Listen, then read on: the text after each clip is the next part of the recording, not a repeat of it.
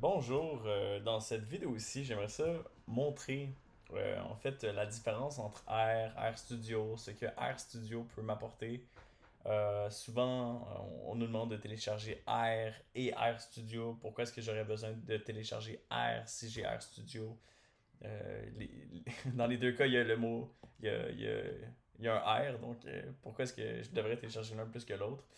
La raison est simple, c'est que R en soi, c'est un langage de programmation. R Studio, c'est un environnement de développement. Je vais expliquer au cours de la vidéo c'est quoi la différence entre les deux. Si je commence par R, c'est quoi R? C'est une bonne question, surtout si on n'a pas de base en programmation. La chose à savoir, c'est que c'est toujours la même chose en programmation. On va toujours commencer avec une structure d'information quelconque. Puis ça la donne qu'on utilise des fichiers. Donc, j'ai des fichiers qui contiennent une certaine information. Dans ce cas-ci, j'ai décidé d'avoir euh, euh, excuse-moi, quelques lignes de code. Ces lignes de code-là représentent les informations que je souhaite définir, que je souhaite utiliser. Dans cette situation-ci, on a une égalité où on a A est égal à 5. On attribue la valeur de 5 à A. Ensuite, on a B est égal à 8, où on attribue la valeur de 8 à B. Et ensuite, je demande d'utiliser la commande print result. Print, c'est une fonction utilisée par R qui se fait interpréter et qui a pour but d'imprimer dans une console ou un terminal un résultat quelconque. En ce moment, j'essaie d'utiliser ce qu'on appelle un string. Un string, c'est quoi? C'est une chaîne de caractères. Donc, je décide d'imprimer une chaîne de caractères à la console. Ensuite, euh, je suis pas sûr si l'idée du string est similaire en R que dans d'autres langages de programmation. Faites pas attention aux guillemets que j'ai rajoutés. Ensuite, je décide de print A plus B. Je décide d'imprimer la sommation de A et de B. Ce qui fait en sorte que ça me permet d'obtenir un résultat. Ce qui se produit, c'est que le fichier qui s'appelle main.r va être passé en paramètre par le compilateur de R. En fait, c'est un interpréteur. Ce que ça signifie, c'est que lui, il va s'occuper de la job plate, qui est de communiquer avec Windows, macOS, Linux, bref, le système d'exploitation que ton ordinateur utilise pour afficher un résultat à la console ou au terminal. Là, ce que je suis en train de dire, c'est que c'est un peu plate. Là. On a un fichier qu'on doit se créer avec l'extension .r, ça c'est correct. On a entré certaines informations à l'intérieur du fichier. Puis là, on a téléchargé R. Et la seule manière de pouvoir l'utiliser, ça serait de quoi? Ça serait ici, en utilisant la commande rscript main.r. Donc moi, ce que je dis, c'est R, j'ai un fichier qui s'appelle main.r. J'ai besoin que tu l'interprètes et que tu me donnes la réponse de ce que je veux, du résultat que j'ai besoin. Il va dire, ah ok, pas de problème, c'est correct. Et il va afficher le résultat à l'intérieur de la console. Mais là, travailler avec fichier, console comme ça, c'est un peu difficile. Il y a des outils qui sont plus développés qui nous permettent de faire ça.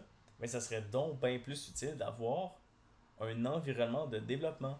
Ça nous facilite la vie, c'est un outil visuel. Excusez, hein, j'ai une bronchite. Euh, la première chose que je vois ici, c'est qu'on a trois éléments ici. On a console, terminal, background jobs. Background jobs, genre, c'est pas dans mes intérêts. Mais il y a console puis terminal. Comme je l'ai mentionné initialement, j'écris dans un fichier, puis ensuite j'arrive dans la console puis dans le terminal, puis c'est là que je vois les résultats.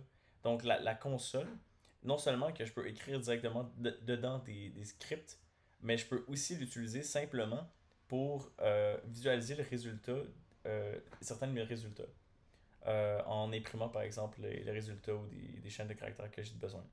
Donc, pour cette section-ci, on a un console, un terminal. Mais là, c'est le même principe qui s'applique ici. C'est simplement un outil visuel, l'environnement de programmation. Donc, j'ai besoin d'avoir un fichier, j'ai besoin d'avoir un script, puis j'ai besoin de le faire interpréter par R. Pour être capable de pouvoir faire ça, on va se créer un nouveau fichier. Puis on peut voir qu'il y a un super beau bouton ici qui nous permet justement de créer un R script, un script R qui pourra être interprété. Si je voulais aller chercher le fichier que j'avais déjà créé ici qui s'appelle main.r, il n'y a pas de problème, j'aurais même eu la possibilité ici. Ce qui est fantastique. Donc, une fois que ça c'est fait, j'ai mon fichier qui va être apparu ici et ça va être possible pour moi de pouvoir écrire dans ce fichier ici. Pourquoi est-ce que je veux absolument utiliser pourquoi est-ce que j'aurais besoin, par exemple, d'utiliser RStudio, c'est justement parce qu'on veut me simplifier la vie. Donc, à la place d'utiliser un terminal pour demander à ce que mon programme soit exécuté, on a un beau bouton ici qui s'appelle Run qui me permet d'exécuter mon programme. Et c'est comme ça que je suis capable de pouvoir obtenir dans ma console le résultat du fichier que j'ai compilé. C'est aussi une bonne chose d'avoir un environnement parce qu'on peut faire des choses que je ne pourrais pas faire normalement dans mon terminal puis dans ma console. C'est-à-dire que dans cette situation-ci, moi j'ai défini une valeur de b qui est égale à 5. J'ai roulé mon programme, je ne l'avais pas sauvegardé, c'est pas important. Mais dès que je le roule, ce que R va faire, c'est qu'il va dire ah ok, j'ai Thierry ici qui veut avoir b est égal à 5. Donc il va montrer mes valeurs qui sont définies dans mon programme. Euh, Ça conclut la différence entre R et RStudio, mais quelque chose qui est intéressant, c'est pourquoi est-ce que initialement on veut que j'utilise R ou RStudio. Ce serait-tu donc bien pas plus simple de juste le faire à la main?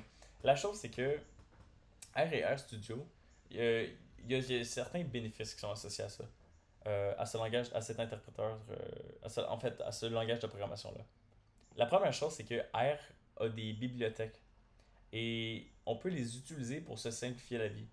Si j'ai besoin de faire un calcul de qui carré, ça serait quand même laborieux d'inventer un programme qui va faire des statistiques pour moi. À la place, qu'est-ce que je pourrais faire? C'est utiliser une bibliothèque qui est simplement c'est du code qui a déjà été écrit par des personnes, qui a déjà été testé.